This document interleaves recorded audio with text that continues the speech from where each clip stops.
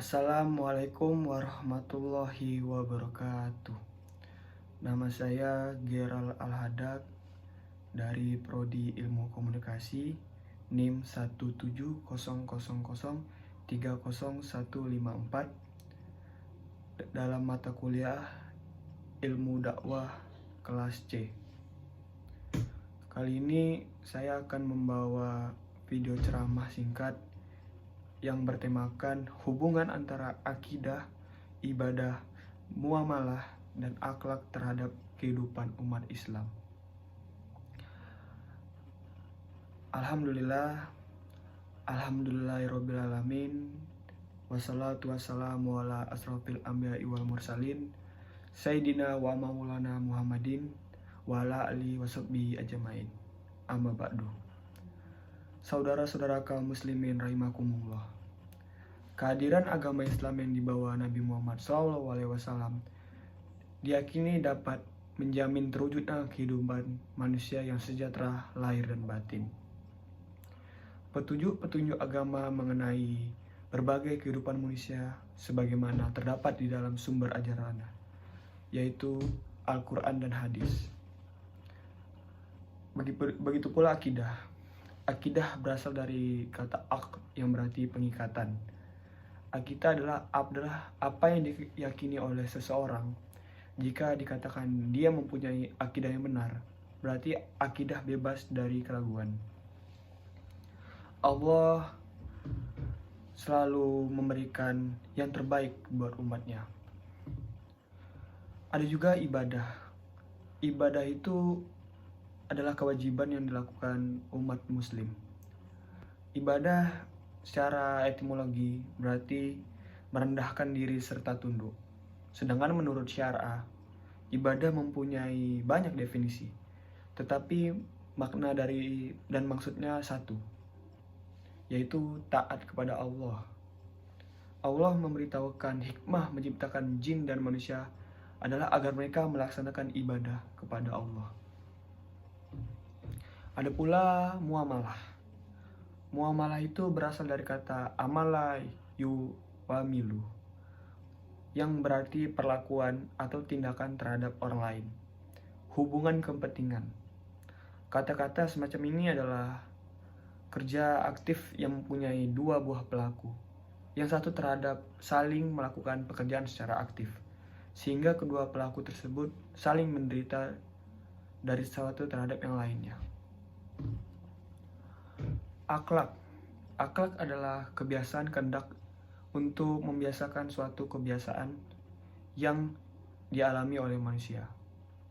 Jadi pemahaman soal akhlak itu adalah seorang yang mengerti benar akan kebiasaan perilaku yang diamalkan dalam pergaulan semata-mata, taat kepada Allah, tunduk kepadanya. Oleh karena itu, sebagaimana umat yang beragama, khususnya yang beragama Islam, akhlak merupakan suatu hal yang sangat dipegang erat bagi kaum muslimin.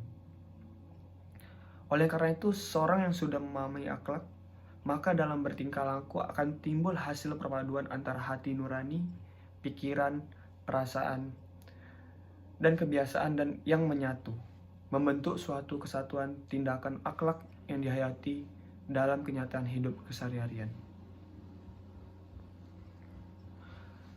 Ada pula contoh-contoh hubungan yang terjadi di kehidupan sehari-hari antara akidah dan akhlak serta lainnya. Jika kita berjanji terhadap orang atau teman kita tuh harus menepati janji itu. Jika orang menepati janji, maka seorang itu sudah menjalankan akidahnya dengan baik. Dengan menepati janji, seseorang juga telah melakukan ibadah. Pada dasarnya, setiap perbuatan yang dilakukan manusia harus disadari dengan akidah yang baik. Jadi, manusia itu tidak terlepas dari kesalahan. Dengan itu, akidah, akhlak, dan ibadah yang lainnya itu harus saling sinkron satu sama lain. Allah menciptakan manusia untuk saling hidup bergantungan, yaitu saling membantu satu sama lain. Jadi maka dari itu antara akidah, ibadah, dan muamalah serta akhlak itu harus saling berkesinambungan satu sama lain. Apalagi di era kehidupan pandemi ini, banyak orang yang terkena kesengsaraan, banyak orang yang jatuh, banyak orang yang memerlukan support dari sesama manusia. Dengan hal ini, kita sebagai umat beragama haruslah saling membantu satu sama lain. Dengan adanya akidah, ibadah, muamalah, dan akhlak ini, diharapkan sesama umat muslim harus saling membantu satu sama lain. Allah menciptakan manusia berkelompok, tetapi sesama manusia kita harus saling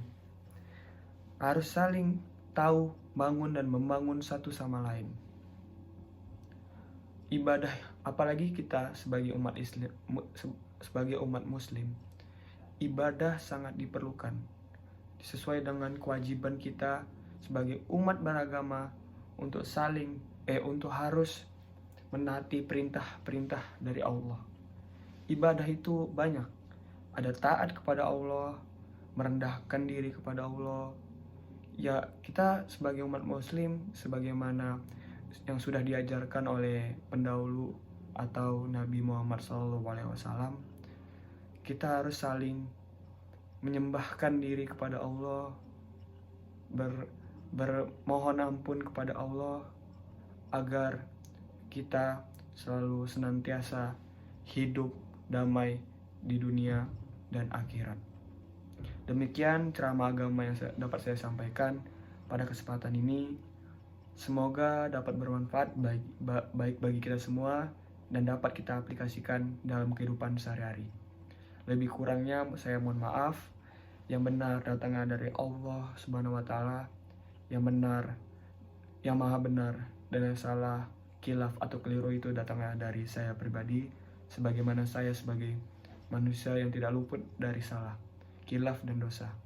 Akhir kalam, subhanallah Allahumma wa bihamdi asyhadu an la ilaha illallah astaghfiruka wa atubu ilaik. Wallahu muwaffiq ilka wa material. Wassalamualaikum warahmatullahi wabarakatuh.